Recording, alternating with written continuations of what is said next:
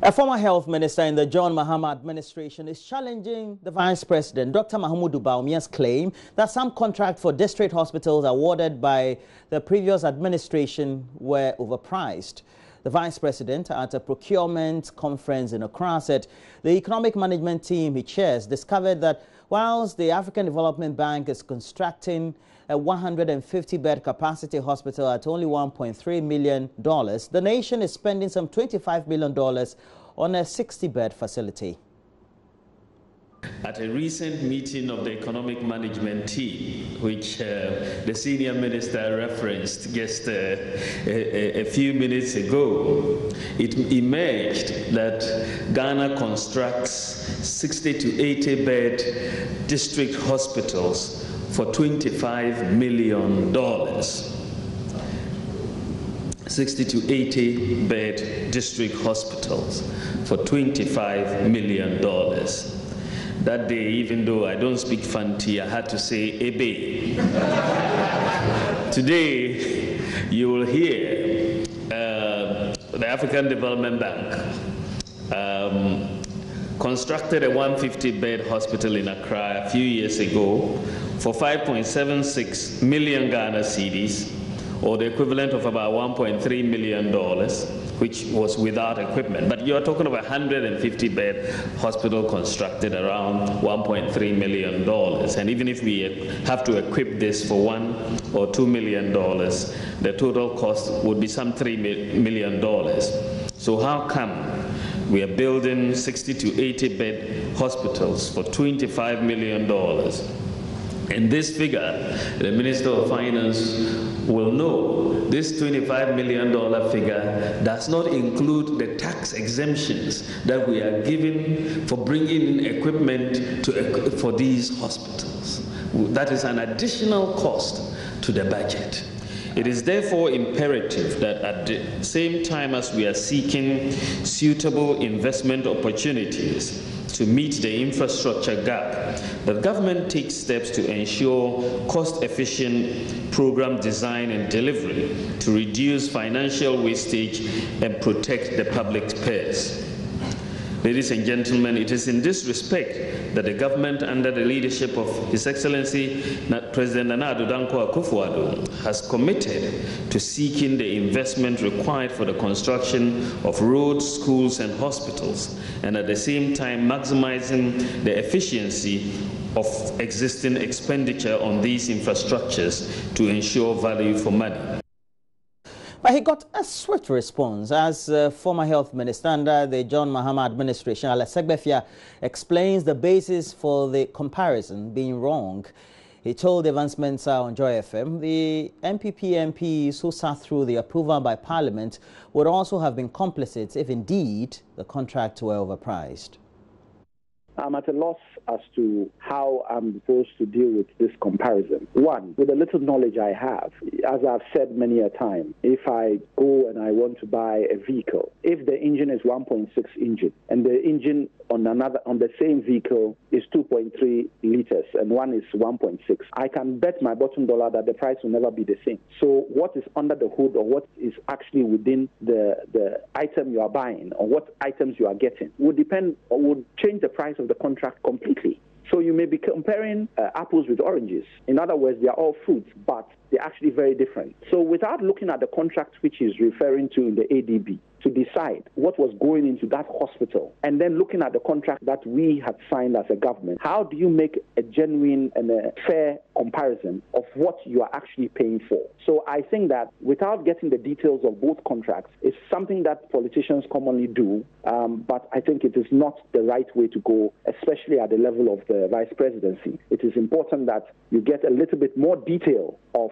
what the contracts entail, and then when you speak with a certain level of authority and do the comparison at that time, so that people can not just simply on the beds, because hospital construction involves a lot. Even if you hadn't, for example, got the land and you were even going to purchase land where you were going, it can change the price of what you were going to buy or deal with completely if you were not going to get it by compulsory acquisition, and the compensation was involved for land, etc. So there are many factors, and without looking at what each contract is doing, I think that it's an unfair comparison. That is number one. At what what point does any contract that is signed at this level at what point does it not involve the minority of any government? Because it goes through Parliament. The first thing that you have to take note of is that it will originate from a ministry, which is government of the day. It then moves from the ministry to cabinet, where there's an approval given, and then from cabinet it goes to Parliament. Parliament will immediately send it to the subcommittee that oversees it, mostly two, one for the health side and one for finance. So they will both look at the figures at that subcommittee level, and at that point it involves members of all the political parties that are in Parliament, mostly the majority and the minority.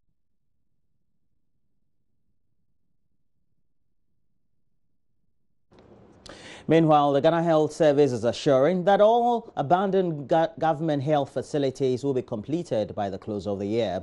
Director General Dr. Anthony Nsiasare says they have acquired a loan facility pending parliamentary approval. He made the assurance when he toured uncompleted health facilities in the Ashanti region. The tour began with donation of incubator and patient monitoring machine to the Trede Health Center. The second stop was at the Bekwai Municipal to inspect the old hospital and new hospital site. The team finally inspected the stored new Kumawu Hospital. He laments the slow pace of work by contractors on the various sites. According to Dr. Nsiasare, Ashanti region would have about 480 beds after the completion of the health centers. He promised all 4 health facilities will be completed and open to the general public by end of the year. As a country, we should look at it quickly and bring the contractors back to site. Here the main problem is that the contractor left because the contract ended and the financiers said we should renew the contract. We've already started talking to the Ministry of Finance, and I think very soon they will let the contractor come on site. It's not only here. It's this place, Formana, Sekendi, Garo, Timpani, and they finished Dudua. Oh, we apologize for that bips in the sound there. But the Health Minister, Kwekwaji Maimenu, has stated that there are occasions when the purchase of V8 vehicles was more prudent an investment than buying ambulances. He says decisions on what vehicles should be bought at any point in time depended on the circumstance at hand. Mr. Maimenu was speaking in response to criticisms that government had gotten its priorities wrong by purchasing 4-wheel drives for ministers at times when there are not enough ambulances in the health system. Mr. Ajimamenu offered some explanations why the purchase of these 4-wheel drives instead of ambulances was always not a bad idea. On the streets of Accra, we also sought to find out from the average Ghanaian whether they agreed or disagreed with the health minister.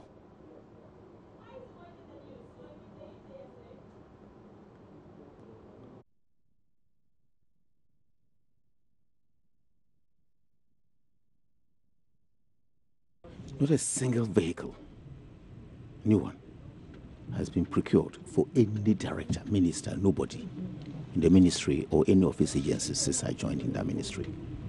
Are you talking about your ministry or for government? I'm talking about my ministry. Okay, because for government... Vehicles that have been procured in the ministry are all pickups that have been given out to regions and districts to do health service provision with. But we are talking about the entirety of government. I haven't finished. Last year when we came in, there was an instruction from the president through the chief of staff to all ministers that nobody should procure any vehicle for any ministry. If you want to do that, you should justify and seek approval from the chief of staff. So nobody. Let me be very honest with you. Fisheries will have to work. They go around the beaches and engage with people and all that. If you go in, inherit a ministry, and the president says seek approval and justify, I must want to believe that there were the necessary approval systems gone through, and there was a critical need for it. That is why she or he might have been allowed to procure the vehicle. Nobody was just going to.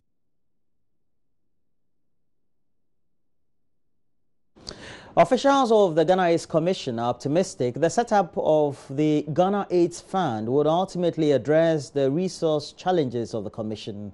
The Commission over the years has been bedeviled with logistics, human and financial resource challenges, which also impede their campaign and education drive. Member of the governing board of the Ghana AIDS Commission, Dr. Kwejo Appiah-Kubi, says the AIDS Fund will bring some relief to their operations. He said this during the inauguration of a 9-member committee to advance the agenda of the Ghana AIDS Commission. Prince Appiah now reports.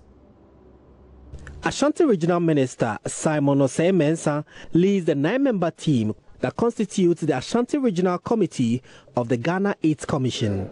The inauguration of the committee saw leadership of the Ghana AIDS Commission charge the committee members to advance the agenda of the Ghana AIDS Commission in the region. The initiative is part of government's efforts to ensure its ambitious target of 1990 is met. Member of the governing board of the Ghana AIDS Commission, Dr. Kwejo Appiah-Kubi, at the inauguration said the establishment of the Ghana AIDS Fund will address the resource challenge that impedes the campaign and education drive of the Ghana AIDS Commission over the years. HIV/AIDS has been on the low side for quite some time now, but recently the spread is on the increase. And that is the danger, and that is what we all need to come together to fight it, that it will not rise. Because Ghana has been blessed, we've managed to contain it, but then for a lot of reasons, most of it will be attributed to lack of resources.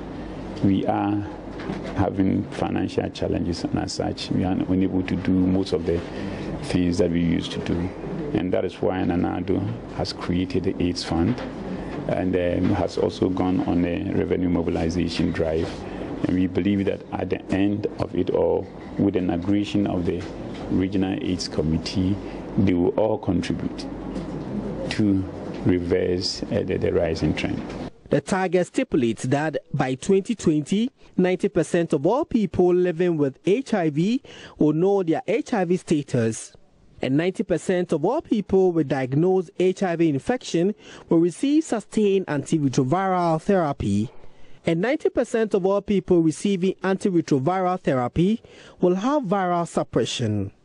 Dr. Appiah-Kubi is therefore imploring the public to, as much as possible, abstain or use condom if difficult to abstain in the bid to reduce the prevalence rates. Prince Appiah reporting. Well, the Office of the Presidency says the President wants to develop a comprehensive guideline for foreign travels to prevent abuses and avoidable costs to the state.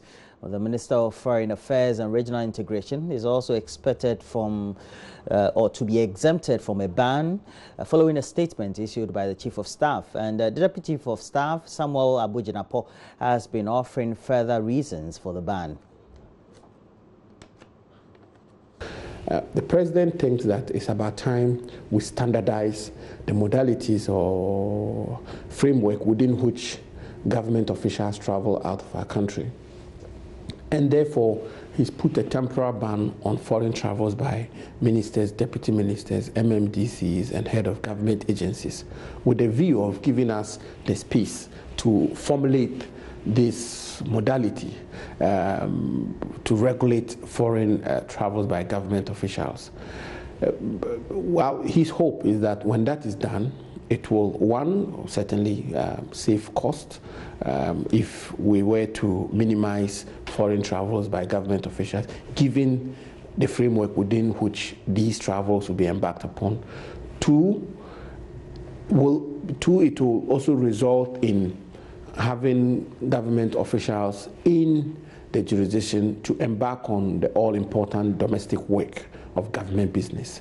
So generally is taking the issue of foreign travels and approvals or otherwise another step further, one step further in terms of how we will put in place a standardized framework to regulate foreign travels by government officials. So the two problems we are seeking to solve are one, cost, and two, the furtherance of the domestic agenda of government.